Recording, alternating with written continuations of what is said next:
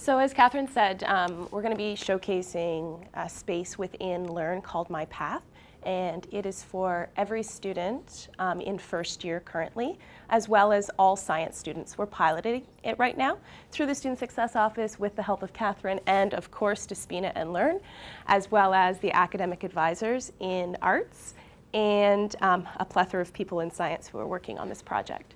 So again, this is a space, it's a community group. It is not a course, and students have access to this and are enrolled as soon as they become a student at the University of Waterloo.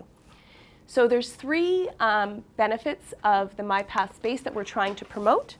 The first one is communication. So I actually haven't even logged into My Path yet, and I just wanted to show you on the front page of their Learn news feed, they're going to get strange little messages pop up. Some of them are fun in nature, some of them are important, like course-based. So this looks like one that just came from arts and is going out to art students about, would you like some free hot chocolate? And this is being popped up. So it's a communication tool that we're using within the space. It also is there to, sorry, we were going to use a PowerPoint, but we're not now. It's also there to provide information, the My Path space. So the Faculty of Science has 8 pages where they say this is everything you need to know as a science student. Same thing with the Faculty of Arts. They're like, this is 8 pages of everything you need to know as an arts student. That's within My Path. And the third thing is the customization of your experience here at the University of Waterloo, and that's where the ePortfolio comes in. So we're going to focus really heavily on that today, but if you have more questions about My Path and how we're using it in other ways, please feel free to contact me afterwards. So we're going to wander into My Path. Despina's hopefully going to drive, and it's hopefully going to work. Yeah. Yes, awesome. So again, you can see these are the information pages over on the side here. So as I told you, this is Smart Space. So students in arts would see this Smart Space button for information for them, things they need to know as an art student. Then we've got, that's okay, it's scrolling around. So in the middle here, you can see what's going on. So if you were a science student, you would see something like these events, things that they can get involved in. And if you scroll up a little bit, Despina, on the page, you can see this is the customization component. They get to choose the groups that they want to be in, and therefore they can see different information, hear different communication tools, and it can help them to improve their customized experience here at Waterloo. And the centering customization part that we're talking about today is around the ePortfolio. And this gets introduced to them as soon as they become a student at the University of Waterloo. And it's introduced through, you're going to hear from Jesse and Sam in the Living Learning communities shortly, so they'll go further into how it's introduced. But it's also introduced, if you want to scroll down, Despina, through Track My Progress, which is our ePortfolio tool, which teaches them how to learn to use their ePortfolio. So if you want to click on that, Despina. So the overarching goals of the space were really in line with this whole vision of the ePortfolio, and that's why we thought we'd partner with Catherine to do this. We're trying to provide resources, support, and learning in a meaningful way. So the same thing as we were talking about with Arts 111, sometimes students aren't really reflective about their experiences here on campus. So we wanted them to track their journey throughout their time here so they can go back and look at what's gone well, maybe things they want to improve on. We wanted to encourage engagement. And we also wanted to create a culture of student-centeredness. And we find that the ePortfolio can really help with this because it's about them. We were talking about how within the class we were saying, okay, you know, how do I mark this? How do I do this? It's on the student to share this. It's a student-centered environment. So we thought it was a really great tool to be using within this My Path space.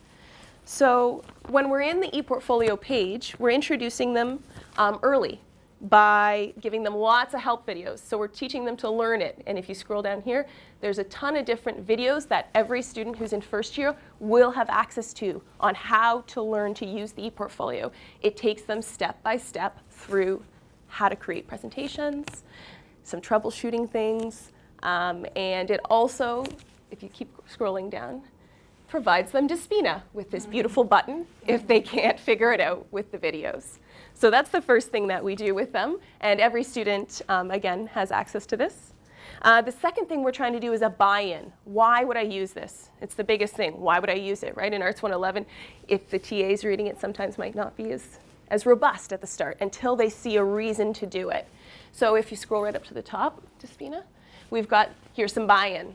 So we've got an ePortfolio presentation showing how to do it, why you might use it. We have a student here from Arbus talking about using her ePortfolio.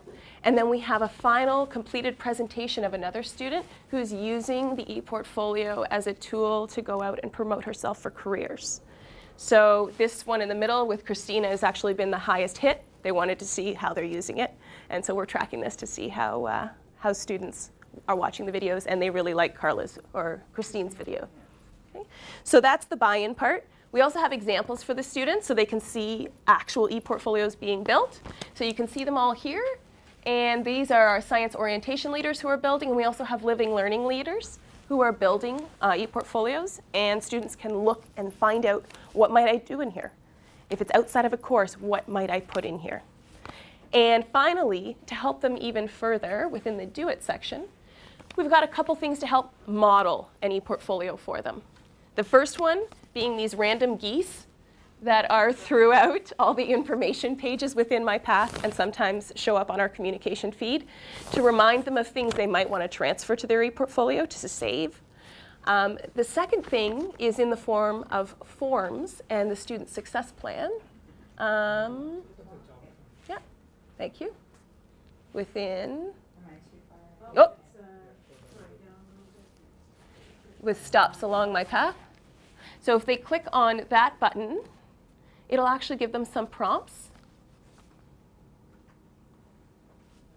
There we go.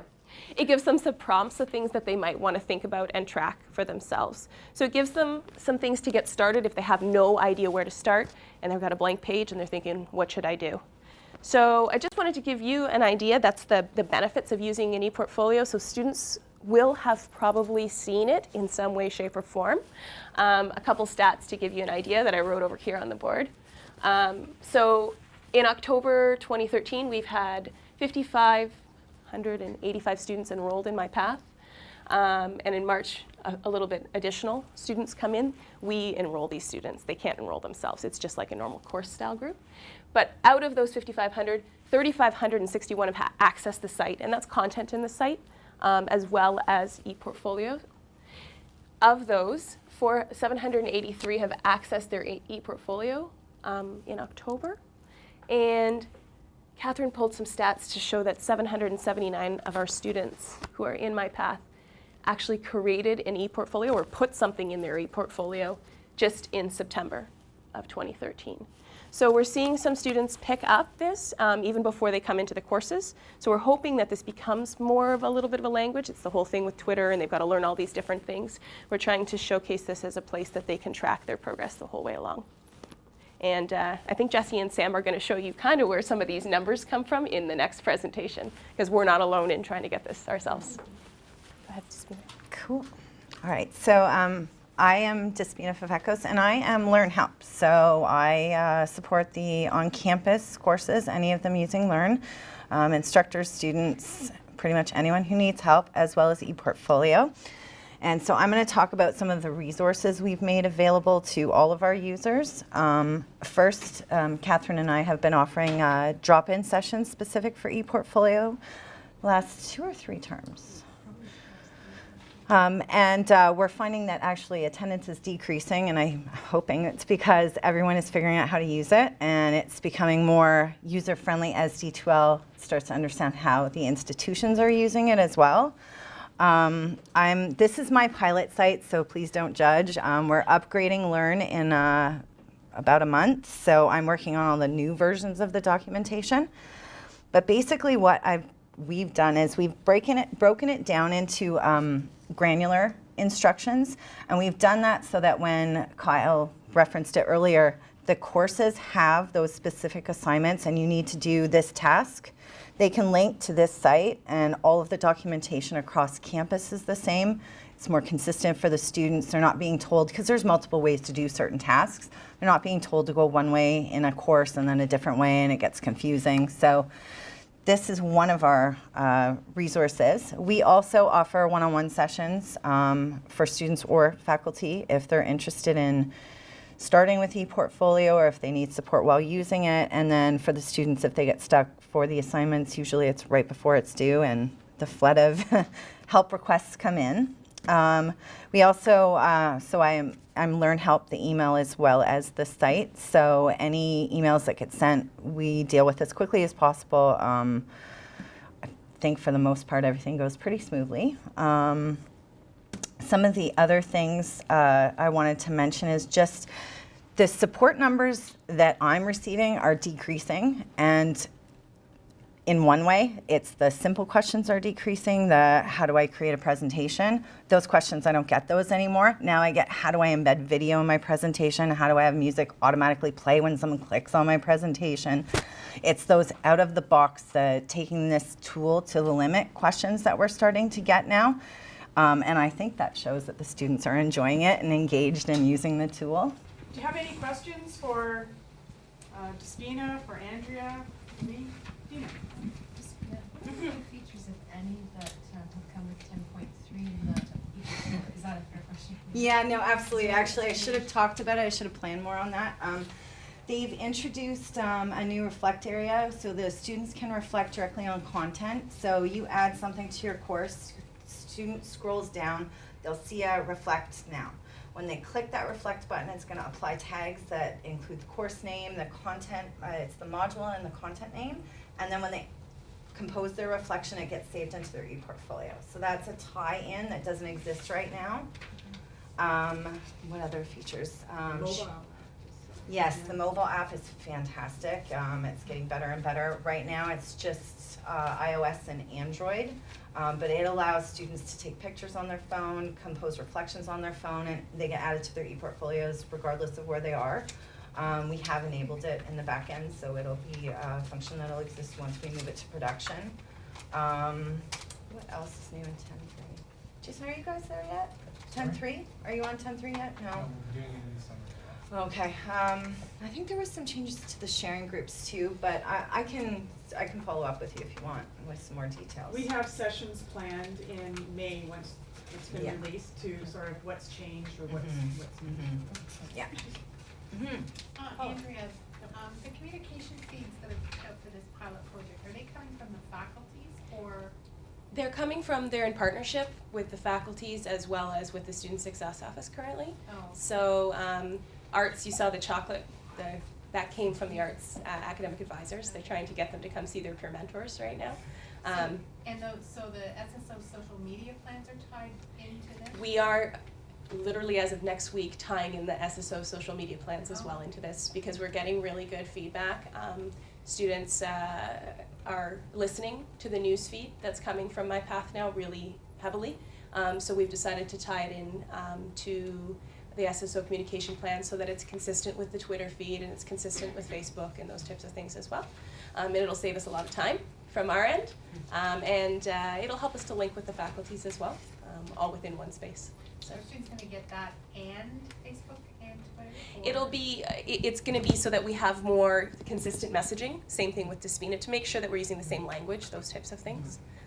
Because, you know, there's only a certain amount of students that are following Twitter, there's only a certain amount of students that are gonna be following My Path and Learn. We're hoping they're hitting one of them.